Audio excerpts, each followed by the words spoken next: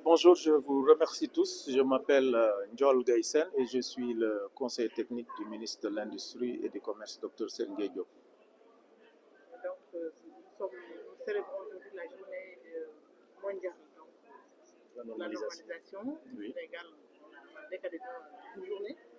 Dites-nous la position du pays par rapport à cette normalisation. Écoutez, nous, en tant que nous sommes la tutelle technique de l'Association sénégalaise de normalisation, donc c'est à juste raison que nous devons être présents ici pour célébrer ensemble et communier avec le directeur général de l'Association sénégalaise de normalisation, ce qui est tout à fait normal. Vous savez que la journée a été décalée d'un jour compte tenu des référentiels qui étaient en train d'être présentés hier. Et c'est pourquoi nous sommes là, comme je l'ai dit tout à l'heure, pour participer à cette manifestation qui est très importante. Vous savez que la normalisation joue un rôle crucial dans quand même la société, dans l'évolution de toutes les activités, dans le cadre de la transparence, de l'interopérabilité et tout ça. Voilà. Alors, la normalisation est adossée quand même à l'intelligence artificielle qui booste apparemment plusieurs secteurs socio-économiques. Qu'est-ce que cela pourrait en tout cas améliorer dans le traitement de la situation sénégalaise? C'est un enjeu crucial aujourd'hui. Vous savez que l'intelligence artificielle est à la page, comme on dit chaque fois.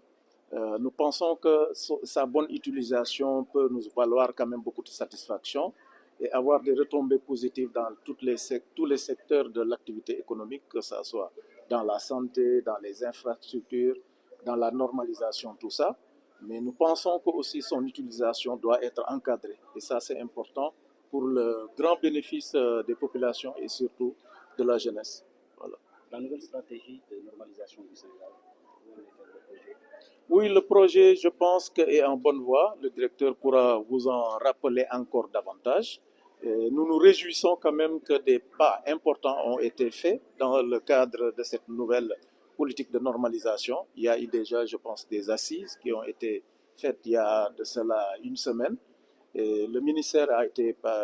représenté par le ministre et le secrétaire d'État aux petites et moyennes entreprises, ce qui montre en fait le dynamisme et comment la normalisation doit être placée au cœur des politiques industrielles dont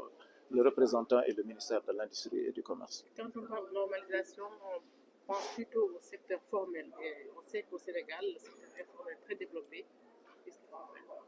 Oui, nous pensons qu'en fait, au Sénégal, c'est vrai, il y a des secteurs qui ont été normalisés. Il y a aussi le secteur informel. C'est pourquoi d'ailleurs le gouvernement du Sénégal, conscient de cet état de fait, a nommé un secrétaire d'État chargé des petites et moyennes entreprises. Et je pense que les prochains jalons seront de discuter avec les différents acteurs qui sont dans ce secteur afin, petit à petit quand même, d'aller à une normalisation de ces secteurs-là. Justement, le Sénégal a présenté hier la nouvelle trajectoire. Quel sera l'apport d'une bonne normalisation pour la réussite de ces déclinaisons qui ont été présentées? Hier, effectivement, le Sénégal a présenté le gouvernement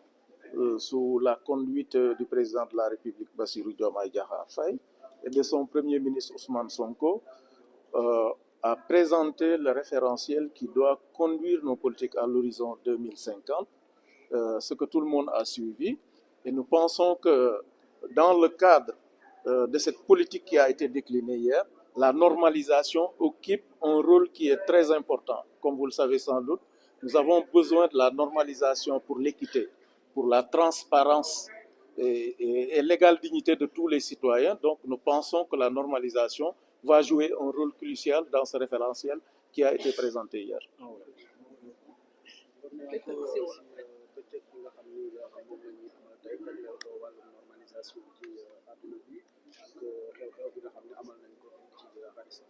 waaw mbokk yi maa ngi leen di gërëm di leen sant ci seen teewaay bu rafet bi comme ni ngeen ko xamee l'association sénégalaise de normalisation ñun ñooy tutelle technique am suñ nekkee tutelle technique am nag dafa laaj lépp li nga xamante ne da koy organiser ñun ñu teew fekke bés bi bokk ko ak ñoom lépp li nga xamante ne génnee nañ ci ñu partager ko pour le bien du Sénégal donc loolu moo tax moo waral tey suñu teewaay ma représenter le ministre de l'Industrie et du Commerce docteur Serigne Gueye Diop bi nga xamante ne il est empêché loolu moo waral suñu teewaay tey waa njëriñ bi xam ngeen ne dëkk mënul dox te amul ay normes amul ay nattukaay yi nga xamante ne ñëpp dañ ci bokk yem pour que mu mën a dox je pense que loolu yëpp su fekkee mettre ñu ko en place dëkk bi du dox donc loolu moo waral tey association sénégalaise de normalisation bi nga xamante ne ñun daa am fi nga xamante dañ ko teg fu kawe pour mu doxal ñu loolu séentul ñu ko ci au niveau des populations pour que lépp li nit di utiliser mu répondre aux normes ak la transparence donc loolu moo waral tey ñu ñëw profité aussi di remercier le directeur général ci liggéey bi nga xamante ne liggéey bu rafet te mucc ayib bi muy def te mu li koy màndargal mooy y a de cela quelques semaines aussi mu ngi liggéey ci beneen référentiel bi nga xamante ne day améliorer li nga xamante ne da ko fi fekk loolu moo waral suñu teewaay tey. yéen a ngi koy amal ci contexte bi nga xamante ni li ñu woowee intelligence artificielle mi ngi nekk di dugg ci li nga xamante ni ci askan bi bu baax a baax moo xam ci domaine socio-économique ban jeexital ngeen di xaaral di ci lëkkaloo bi nga xamante ni waa ñi nga xam ne normalisation di ko def ak intelligence artificielle boobu. waaw thème tey bi dafa ala daaw mais du noonu lañ koy wax je pense que am na solo trop su ngeen ko xam ngeen ci dara sax thème tey bi dafa adossé wu à l'ODD 9 nga xamante ne dañu mettre en valeur l'intelligence artificielle kuy wax intelligence artificielle maintenant day wax son utilisation maanaam nan lañ koy wéyale sans pour autant que mu gaañ kenn je pense que loolu am na ci solo donc utilisation dafa war a nekk utilisation bi nga xamante ne c'est positif parce que suñ ko utiliser ci ni nga xamante ne warul rek du impacter positivement l'ensemble des activités yi nga xamante ne moom la lënkaloo parce que intelligence artificielle mën nañ ko utiliser mu baral jéego wala gaawal wala joxe li nga xamante ne mën na kawe sax suñu njort ci infrastructure ci normes yi ci économie ci santé mais li ñu ne attention comme nag ñëpp mën nañ ci am accès nañ def na nañ ko encadrer pour que njëriñ bi ëpp solo li nga xamante ne mooy loraange bi loolu moo taxawoon ñu mettre ci vraiment le focus sur ça pour sa bonne utilisation de manière positive. fu ngeen toll ci stratégie nationale de normalisation. waa stratégie bi déjà mu ngi koy wéyal je pense que dina ci ñëwaat mais li ci am solo mooy li ñu jotawoon ak li mu waxtaan ak ñun ak ni ñu ko gisee yaakaar naa ni c'est sur la très bonne voie. pour célébrer li ñu woowee journée mondiale de la normalisation comme ni ñu ko xamee journée mondiale de la normalisation le 14 octobre lañ koy faral di célébrer waaye démb président de la république son excellence monsieur Bassirou Diomaye Faye ak son premier ministre Ousmane Sonko dañ doon présenter Sénégalais yi li nga xam ne mooy le nouveau référentiel pour le développement du pays ba tax na de concert ak suñu tutelle ministre de l'industrie et du commerce docteur Serigne Gueye Diop ñu décidé décaler ko ba tey ñu tenir ko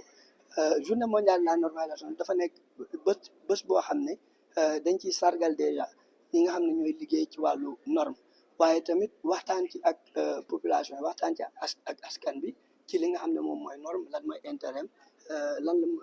mën a indil askan bi ci ay ngëneel ren nag thème bi ñu jël mooy li ñuy wax les objectifs de développement durable muy document boo xam ne dañ ko xaatimoon organisation des nations unies xaatim ko depuis 2015 définir ci fukk ak juróom-ñaar ci ay objectifs yooyu buñ ko atteindre fii ak 2030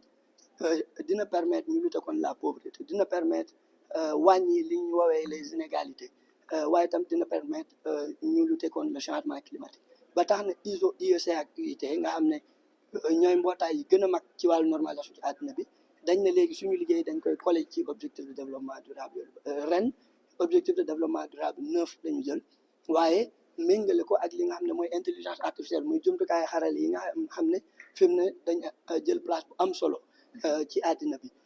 ñuy xool ODD 9 mooy ODD bi nga xam ne dafay intéressé wu ci li ñuy wax les infrastructures mu nekk ay infrastructures résilientes bu ñu waxee infrastructure résiliente mooy yoo xam ne dina mën a dékku maanaam yëpp yi nga xam ne dafay muy taw yu métti yeneen gis inondation yi des fois mu nekk ay ngelaw dafa am ay tsunami ak yu mel noonu ay infrastructure yoo xam ne dinañ mën a dékku yooyu noonu ba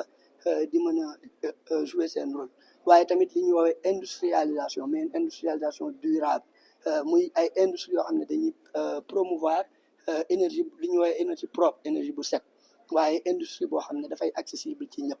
waaye tamit li ñuy woowee innovation mooy ay recherche càmbar génne xam-xam yi fu mu mënti nekk pour mu jariñ askan wi ñu xool nag lan la intelligence artificielle mën a apporter ci loolu te ci fànn boobu norme daf cee nekk lu am solo ndax moom mooy permettre ñu encadrer mooy permettre ñiy liggéey ci fànn yooyu ñu xam fan la ñuy teg seen liggéey waaye tam mooy permettre gouvernement mu sukkandiku ci norme yooyu pour mën a réglementer loolu mooy solo bésu tey bi.